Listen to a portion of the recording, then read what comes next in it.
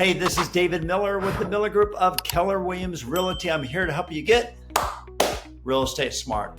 All right, one of the questions I get asked all the time from sellers is, David, what are all the closing costs?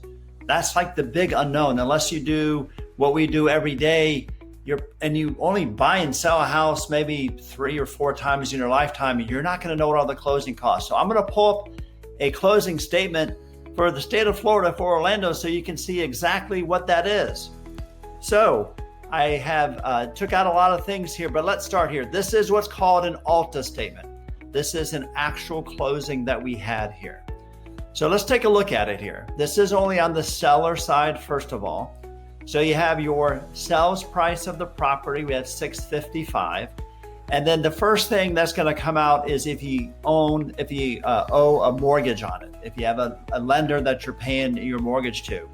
So this particular property had not only one, but it had 2. So both of those did come out here.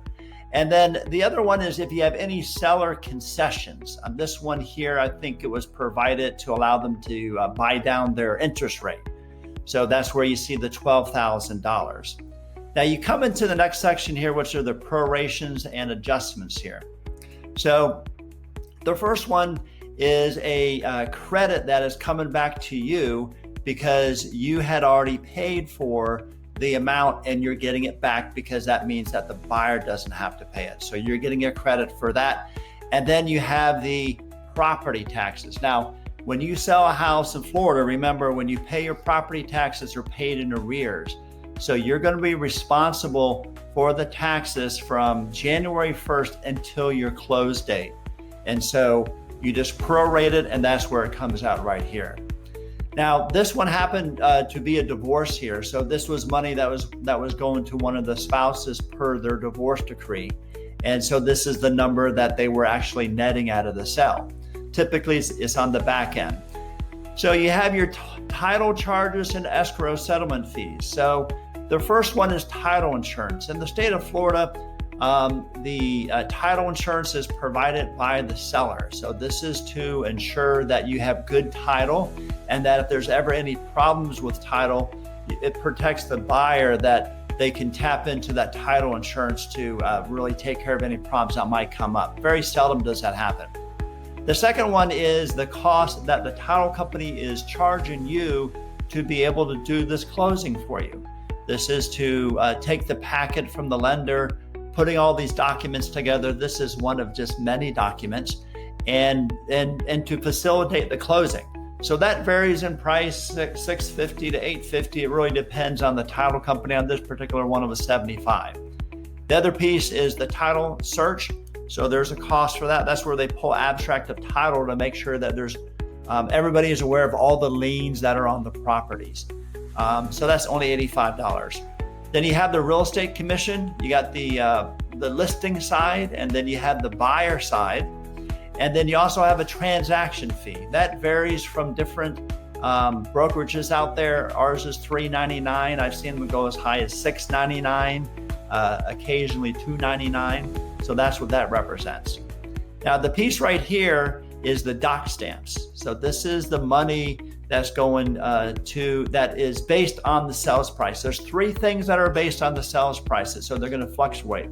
One is the commission, 2 is the title insurance, and the third one is the doc stamps. So there's a formula that's applied to the purchase price, and that's where you come to those numbers there. The second page here, if I can get to it and move myself, just a couple more things. You have miscellaneous. You have the municipal lien search. About, 8 years ago, they started to require that. So that goes in, that sees if there's any open permits, if there's any past due amounts due for like your water bill to the city, those type of things. So there's a fee for that. If you live in a HOA community, there's going to be what's called an estoppel letter.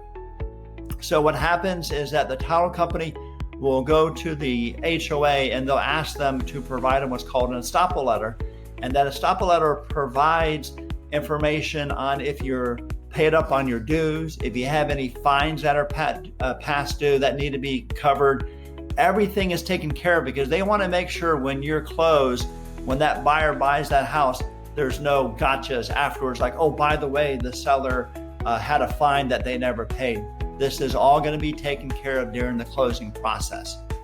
Also, if there's any quarterly assessments, you'll find another thing with HOA, sometimes they have an initiation fee. It can be pretty expensive. It can be like $1,000, even $1,500.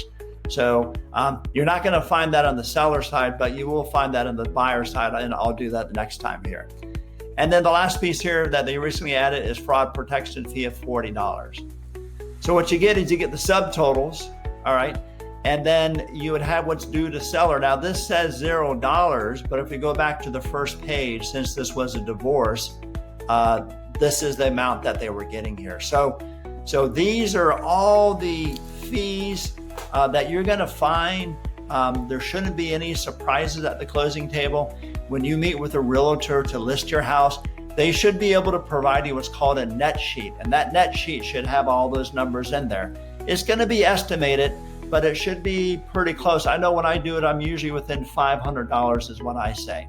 So those are all the fees. If you have any questions on any of those fees or want more clarification, feel free to give me a call or text me or call me. My number's right below here, or just put a comment below and we're gonna be watching that.